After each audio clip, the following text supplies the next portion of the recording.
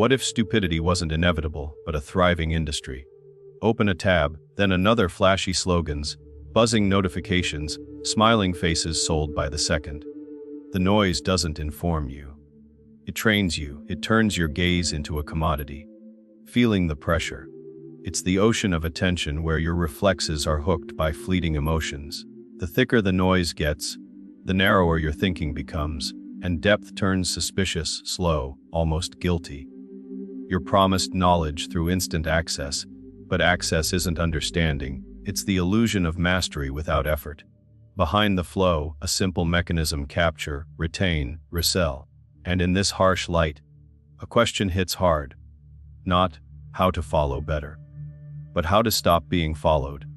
Because once attention is rented to the highest bidder, it's no longer you looking at the world, it's the world looking at you as exploitable inventory. The core product isn't information, it's your gaze, sliced into seconds and sold to the highest bidder. Platforms don't distribute meaning. They run non-stop auctions where short emotions beat out long thoughts, where emotional intensity guarantees repeat business.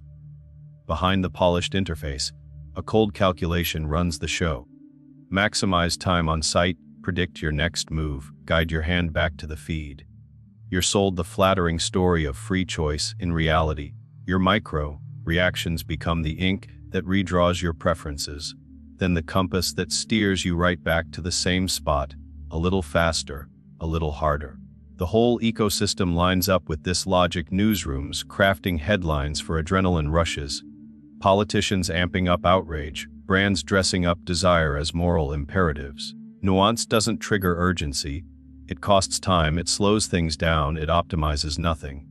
So they tighten it up, simplify, choreograph outrage and compassion on the scale of a thumbnail. In this theater of metrics, truth shifts. It's no longer what matches reality, but what sustains retention curves. Reality gets chopped into consumable capsules. Complexity gets taxed as unacceptable slowness. They're not just producing content anymore.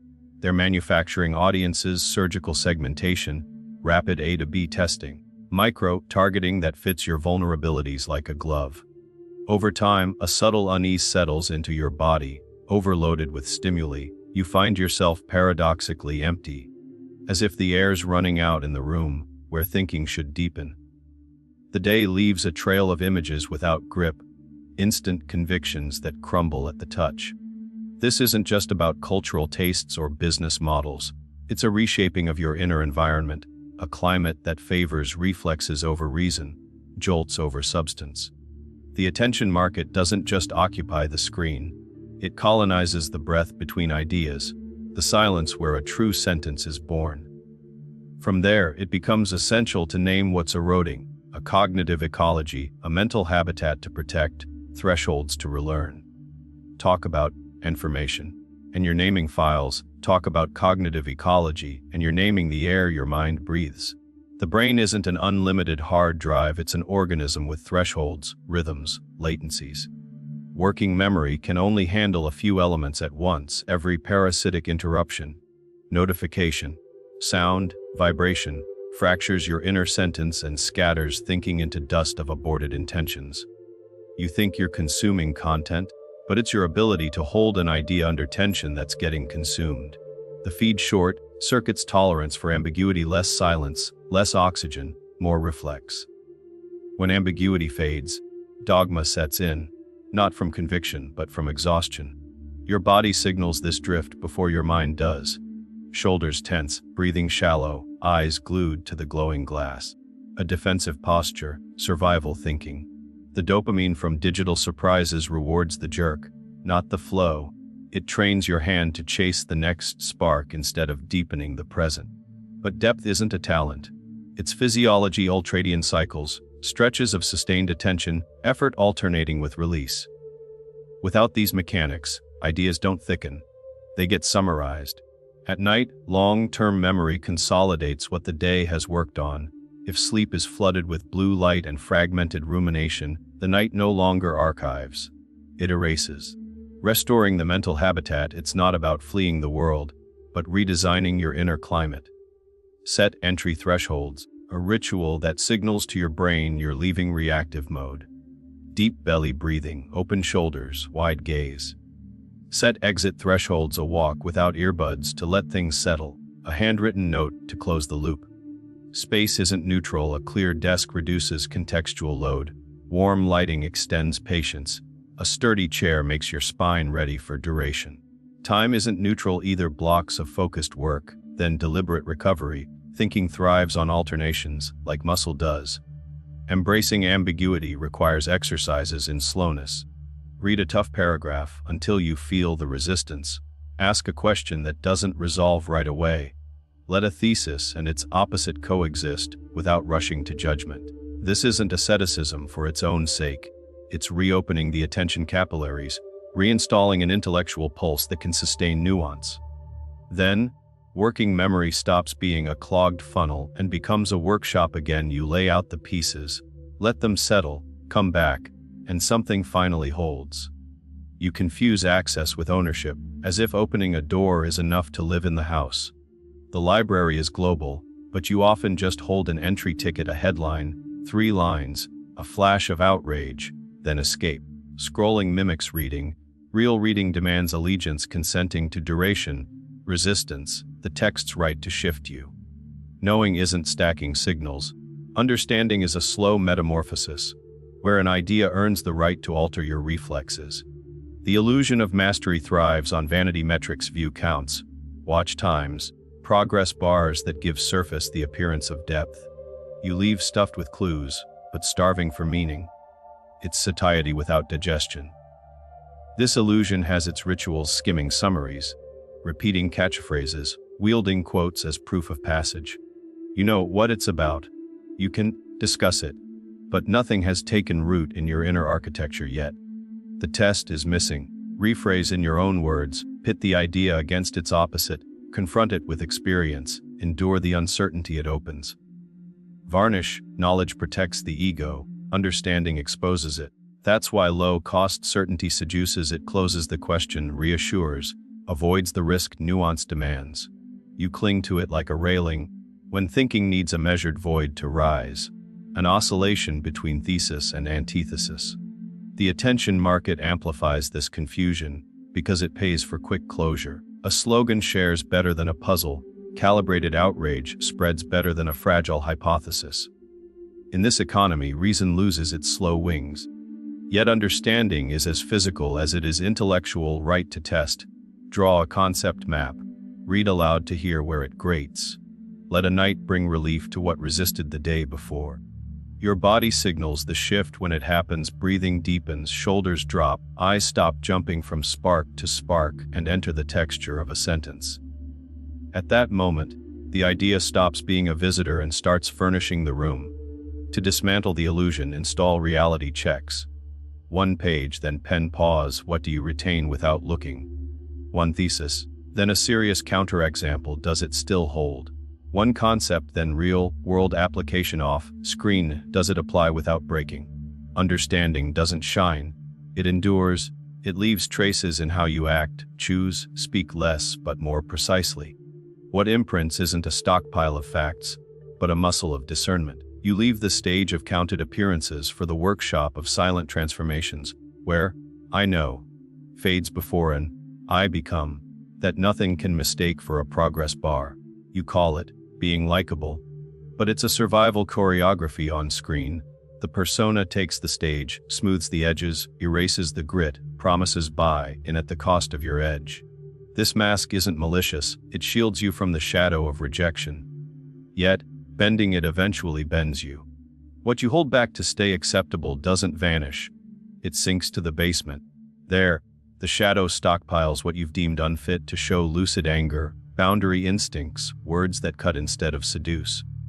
When anxiety rises, the mask speaks for you, and thinking deflates into polite consensus. You become clear as a storefront, therefore pass through. The quest for approval rewires perception. You no longer observe the world, you monitor its verdict on your face. Every smile becomes a vote, every silence a condemnation. So you refine the persona: rounded opinions, tempered intensities, shopkeeper caution. The paradox is cruel. This strategy, meant to integrate you, makes you permeable to the moment's demands. Slogans anchor where fear of being alone resides. Jung sensed it. What you reject in yourself returns through others, dressed in moral outrage. You think you're fighting the noise, it's tuning into your need for reassurance. The attention economy thrives on this tuning. It rents the mask and pays you in recognition signals. The more readable you deliver, the more it locks you into the role. Nuance becomes costly, ambiguity suspicious, firmness a fox paws. Yet beneath the varnish, your shadow awaits simple permission not to please right away. This authorization isn't proclaimed, it's practiced. Respond later. Say less. Leave a question intact without rushing to settle it. Endure the grit of a clean disagreement without anger or evangelism. In these micro-defections, breathing returns. Vision widens, sentences regain their specific weight. Machiavelli whispers to the strategist, revealing your motives hands over the doorknob. You don't have to publish your drives to make them real. Keep the opacity that protects the essential. Speak clearly when useful. Stay silent when clarity's price would be your sovereignty. Then the persona stops ruling, the shadow integrates into quiet density, and approval becomes weather variable, external, powerless over your path. You're no longer a face for sale, but a presence that chooses its own lighting. Governing attention is governing minds. Machiavelli would recognize it in new clothes, no longer the public square but the homepage, not heralds, but feeds, not bribing courtiers but renting gazes. Modern power doesn't start with force. It starts with framing. Defining what deserves screen existence, in what order, with what emotional intensity. That's the new reason of state. You think you're witnessing reality, you're witnessing its staging. The event isn't just what happens, it's what survives algorithmic triage. Who controls the triage controls the nerves. Truth has never been enough. Machiavelli wrote it in the negative. Reputation governs better than virtue, because it's visible, shareable, negotiable. In the feed economy, reputation isn't who you are. It's the silhouette your adversaries can't strip without hurting themselves. It's built through scarcity, consistent tone, strategic refusal to comment on the noise. The prince who explains justifies, the one who frames imposes the question instead of answering. Today we call it owning the narrative. It's the old science of appearances, sharpened by metrics. Effective power alternates fox and lion. Fox subtlety of subtext, detours, controlled ambiguities that shift opinion without head-on collision. Lion moments of clear, decisive enunciation where discussion ends. Platforms reward the fox. Viral insinuation, suggestions that spark talk. But still fear the lion, because clear decision reveals hierarchy. Know when one precedes the other, and when silence tops them both. For silence, in this liturgy of noise, acts as a counterforce. It creates lack, builds anticipation, restores value to the next word. Bread and circuses hasn't vanished, it's delivered to your door. Premium distractions turn eyes from the levers, minute controversies occupy the crowd's emotions, mental fatigue locks down the rest. This setup doesn't need outright censorship, it just tweaks contrast, dims light on what demands effort, spotlights what satiates without nourishing. Here again, Machiavelli, when you can't ban, divert, dilute, differentiate. Divide attention, and you've divided will. Your persona is the currency of this order. The more readable it is, the more manipulable. Hence the need for chosen opacity, undeclared motives, response thresholds, refusal of immediacy. Sovereignty isn't saying everything. It's deciding what reaches the visible. Perception management isn't lying. It's architecture. Place beams of meaning, close doors, open a single window. At that price, clarity stops being confession and becomes a weapon. Empty to see. Start by subtracting. Turn off the screen for a low-tide moment. Let the mental sand settle until shapes swallowed by the flow reappear. Informational sobriety isn't grim asceticism or nostalgia. It's oxygen engineering. Grant your brain the right not to be summoned. Offer it stretches without calls where thinking can thicken instead of constantly rebounding. In the morning, keep a blank hour. No messages, no headlines. An hour of bare gaze where your hand doesn't reach for the pocket. The world doesn't become less urgent, it just regains its contours. In this silence, A printed page recovers its density, a sentence settles at breath level, a problem stops being a signal and becomes an object. A walk without earbuds reteaches the long rhythm. Steady steps untie the eye's tension, the neck relaxes, ideas gather without summons. Back home, an open notebook awaits the decanting not exhaustive notes, but the harvest of essentials, 3 lines capturing a reading's nerve, a rough sketch grabbing an argument's framework. Sobriety doesn't ban information, it imposes thresholds. Take in less, but demand each entry pay rent in clarity. 1 idea a day is enough if worked until it withstands. Rephrase it in your words, pit it against an honest counterexample, probe where it stumbles. If it holds, it earns citizenship. In this ecology, sessions organize into short, dense blocks separated by clean recoveries. Ending a block doesn't call for digital reward. It calls for deep breathing, a glance outside, a sip of water, sometimes deliberate stimulus absence. Afternoons reserve a slot for slow reading. Off, browser, away from scrolling that turns everything surface. Then comes the art of concluding without closing, a question left open at the page's edge, like a wick ready to relight. Night does the rest. If you return the room to it, no blue glows, no imported clamor to the pillow. Gradually, appetite rejuvenates itself. The need for noise recedes, patience becomes an ally again, and you discover rarity doesn't impoverish thinking. It concentrates it. The world stops being a series of jolts and becomes material willing to be worked. Treat thinking like a martial art, no displayed doctrine, but discipline giving weight to each move. The workshop isn't decorative. It's a discrete dojo where you train 3 sibling arts: reading, writing, dialoguing, until hand, voice, and eye learn the same sobriety. Reading first, nothing passive about it. Enter slowly, like bowing to the mat, deep breathing, wide gaze, no rush to finish. The text isn't a buffet, but a noble opponent. It tests your stance, measures your balance. Don't seek victory by piling up. You seek the right grip. 1 page, then stop. Then clear, voiced rephrasing. If the sentence holds when you say it, it's claimed a piece of your breath. If not, step back, restart, adjust guard. Understanding isn't flashy, it's stable. Writing is the second trial, the grittiest and most liberating. Leave the mirror and touch the material. Ideas that seem tame reveal unruliness when aligned. Here's where the illusion of knowledge falls. Ink demands rigor. A thought that refuses formulation doesn't exist yet. Machiavelli advises announcing nothing, same for writing. Don't promise a great text. Craft 1 irrefutable sentence, then another that backs it without smothering. The workshop fills with hinges, joints, seams. The page becomes architecture where each beam bears real weight. Avoid flare, seek load. Dialoguing demands a code of honor. It's not an ego duel, it's precision sparring. You don't speak to win, you speak to test.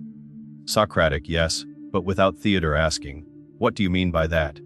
Isn't a trap, it's an extended hand forcing each to define terms. Silence is protocol, it's the recovery round where oxygen returns to brain and heart.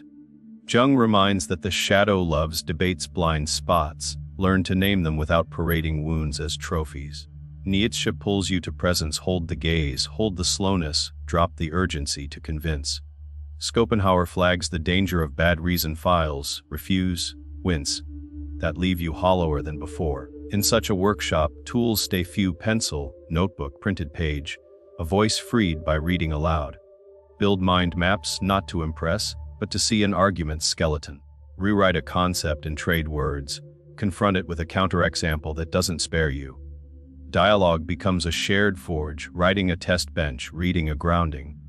Gradually, thinking gains the grit that resists fast currents, and the workshop resembles less a stage than an armory where you exit clearer than you entered. Our institutions haven't lacked content, they've lacked atmosphere. School became an answer machine when it should be a living salon, a place to learn poise in ambiguity. We've confused knowledge with conformity, exams with judgment, regurgitation with understanding. Reviving Dewey means flipping the script: fewer items, more works, fewer grades, more enduring traces.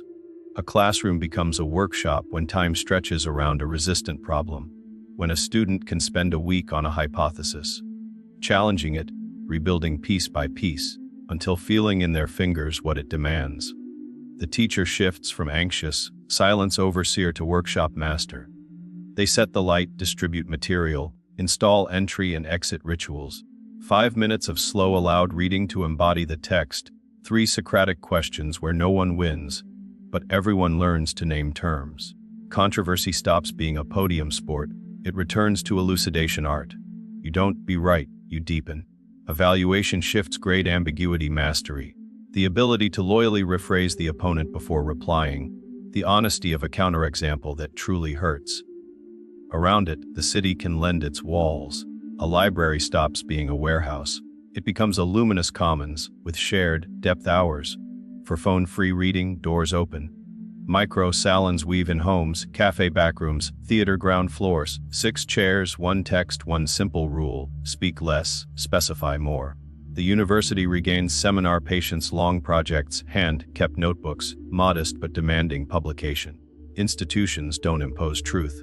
They grant possible truths a climate to emerge, clash, polish. Their reputation isn't flash but constancy, authority not voice volume but attention density. You don't need a slower world to think right. You need sharper sovereignty. Everything you've read wasn't a rant against the times, but an invitation. Reclaim your inner atmosphere. Govern your attention like a city. Restore value to silence so each word regains its weight. The noise isn't your fate. It's scenery you can dismantle. Cognitive ecology isn't morality. It's hygiene, deep breathing, upright presence, ideas tested until they hold. Integrate the shadow instead of fleeing it. Refuse transparency that strips you. Frame instead of explain. Depth doesn't need noise to win. It just requires you stop being available to what doesn't deserve your gaze. So yes, take a concrete, discreet, irrevocable step. Grant your day a free zone where nothing summons you. Let a tough text shift you. Offer an interlocutor real silence. Write a sentence you'd defend even if no one applauds. You owe accounts only to the clarity you cultivate. From today, make your presence rare, your words measured, your gaze non-negotiable. Thinking isn't a spectacle. It's a workshop that doesn't film. If this resonates, don't declare it, prove it in your hour's rhythm, your exchange's poise, the quality of what you let in. The reflex era can go on without you. Yours starts now. Don't declare anything, execute.